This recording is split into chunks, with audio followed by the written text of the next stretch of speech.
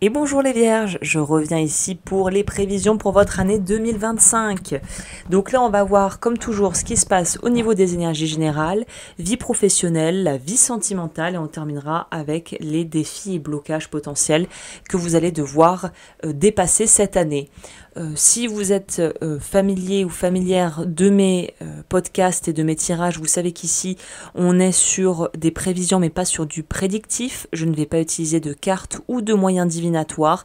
Je vais juste me laisser porter par ce que je ressens et aussi au niveau astro ce que j'ai pu un petit peu voir pour vous dans le ciel.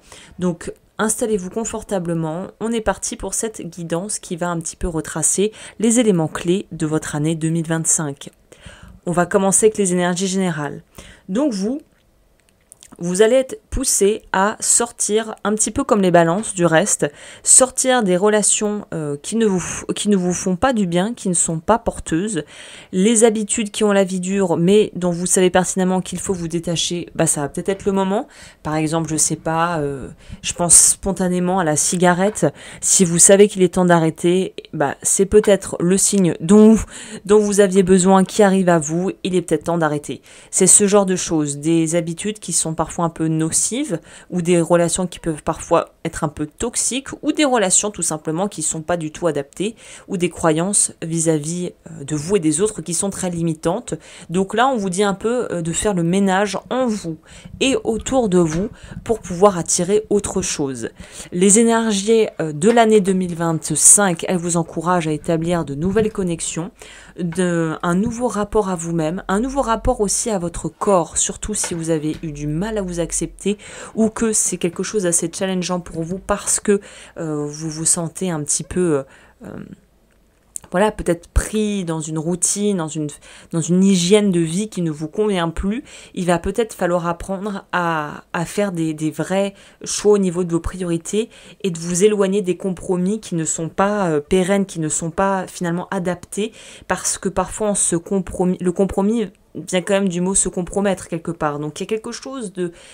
il faut arriver à larguer les amarres et se dire que les objectifs que vous allez mettre en place cette année, ils sont là pour améliorer votre vie, pas pour vous compliquer la vie. Donc là, en gros, la question que vous pourriez vous poser, c'est quelle situation est-ce que je pourrais laisser derrière moi pour pouvoir renaître à plus d'équilibre et à plus de quiétude, de sérénité, et peut-être aussi globalement une meilleure hygiène de vie. Alors attention, ça ne va absolument pas dire que vous avez une hygiène de vie déplorable, ça seul vous le savez ou pas, mais c'est plutôt de se dire, est-ce que dans ma vie, je mets les piliers principaux me font aller vers plus de santé, plus de bien-être et un accroissement financier, au contraire, est-ce que tout va dans le négatif, quoi. Par rapport à la vie financière, justement, on y vient. Là, vous pourriez débuter l'année avec un certain manque de visibilité. Et je pense un manque de visibilité qui ne vient pas vraiment de vous. C'est ça qui pourrait vous agacer. C'est-à-dire que si vous êtes en train de bosser avec des collaborateurs, ils signent pas le contrat. Pourquoi la maison se vend pas. Pourquoi je n'arrive pas à pouvoir me libérer du temps pour l'activité secondaire. Pourquoi je fournis énormément de contenu. J'essaye de me faire voir bien aux yeux des gens qui pourraient être intéressés. J'essaie de faire jouer le bouche à oreille. Ça prend du temps, ça n'arrive pas. Pourquoi? Vous pourriez avoir beaucoup de pourquoi. Laissez tomber les pourquoi. Continuez juste à faire ce que vous faites si ça vous plaît et si c'est vraiment quelque chose qui vous porte. Il faut éviter à tout prix de nourrir cette énergie de confusion qui vous poussera à regarder, à écouter des choses qui n'ont pas forcément qui ne sont pas issues d'un raisonnement vraiment purement factuel, mais plutôt de suppositions et de probabilités, mais qui ne vous aident pas. C'est-à-dire que je pense que vous comprendrez ce que je veux dire. Parfois, quand on n'a pas la réponse qui tombe, pour un exemple tout bête, je sais pas, vous avez passé un examen, vous avez l'impression d'avoir raté. Est-ce que ça veut dire que c'est raté? Non. En réalité, si c'est juste une impression, alors je dis pas, vous avez vraiment répondu à 3 questions sur 6, vous savez que vous étiez à côté, voilà, bon là on dit je crois que je vais pas la voir, c'est même pas je crois, c'est je sais que je vais pas la voir. Mais si vous êtes démené, vous avez fait ce qu'il fallait, vous avez étudié, vous avez répondu à toutes les questions, vous avez essayé d'être le plus clair possible et que vous dites oh, je crois que je vais pas la voir. Ça, vous voyez, c'est pas pareil que bah non, je l'ai pas parce que je sais que j'ai vraiment fait n'importe quoi. C'est des peurs parasites, c'est des espèces de doutes liés sans doute à un manque de confiance en soi qui n'ont rien à voir avec quelque chose de factuel. Là, il faut des réponses factuelles, il faut rester logique. L'intuition n'est pas la même chose que la petite voix intérieure qui peut nous dire ah ouais non mais tu n'y arriveras pas, ça n'a rien à voir. Donc il faut que vous arriviez aussi à dissocier dans votre discours intérieur ce qui est bienveillant et ce qui ne l'est pas du tout et les façons à partir desquelles finalement vous pourriez mal vous parler, mal vous traiter alors que c'est absolument pas justifié. Donc la première partie à mon avis de l'année peut être un peu nébuleuse au niveau de la vie professionnelle, mais rassurez-vous, d'ici le milieu d'année 2025, les choses vont commencer à s'éclaircir, vous allez avoir un équilibre, un esprit beaucoup plus alerte et vous allez prendre des décisions qui seront là et qui arriveront sans doute au bon moment, dirons-nous. Donc vous allez avoir une nouvelle voie qui s'offre pour développer peut-être d'autres capacités, d'autres talents, qui sait, ou d'autres moyens de pouvoir générer de l'argent. Et ça va vous faire le plus grand bien, ça va être un petit peu comme un deuxième souffle, un regain d'énergie en milieu d'année qui va faire du bien. La question que vous pourriez vous poser d'ores et déjà concernant la vie professionnelle et ce que vous pouvez en faire, c'est comment est-ce que je peux équilibrer mes choix professionnels, peut-être aussi jongler avec mes différentes activités pour donner du sens à ce que je fais et pour pouvoir atteindre une stabilité à long terme. C'est ça qu'il faut viser à cette étape-là.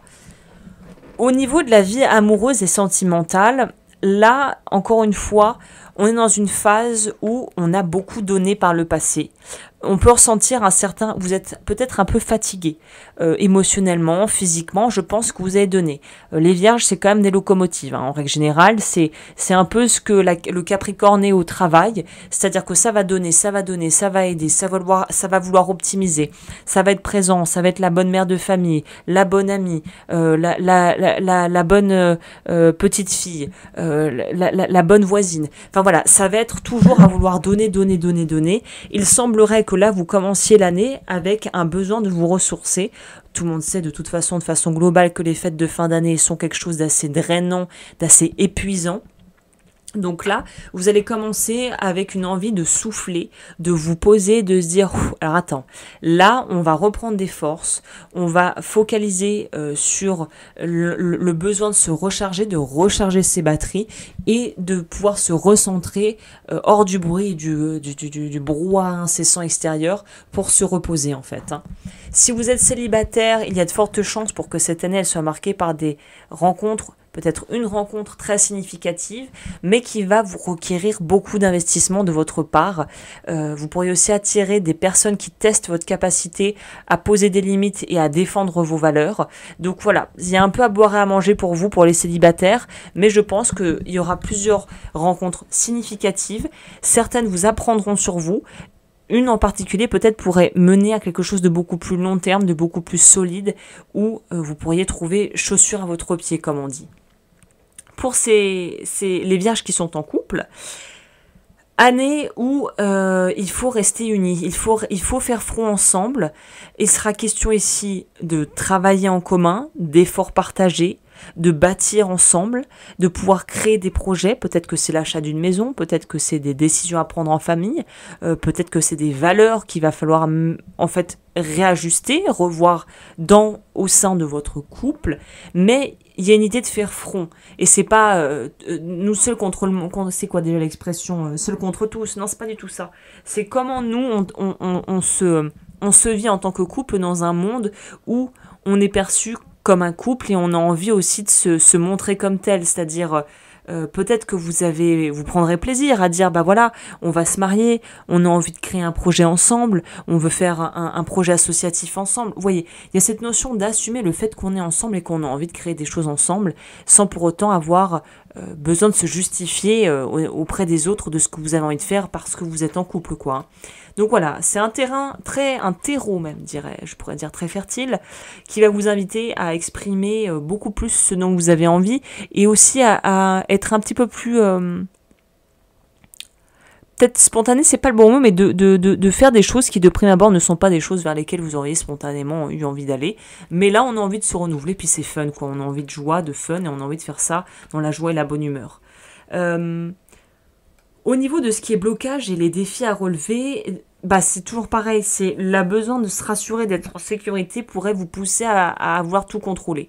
Évitez de tomber, enfin quand vous voyez sombrer dans le contrôle fric, de vouloir tout gérer, il faut que quelque chose se passe dans votre tête, que vous ayez quelque chose qui vous rappelle à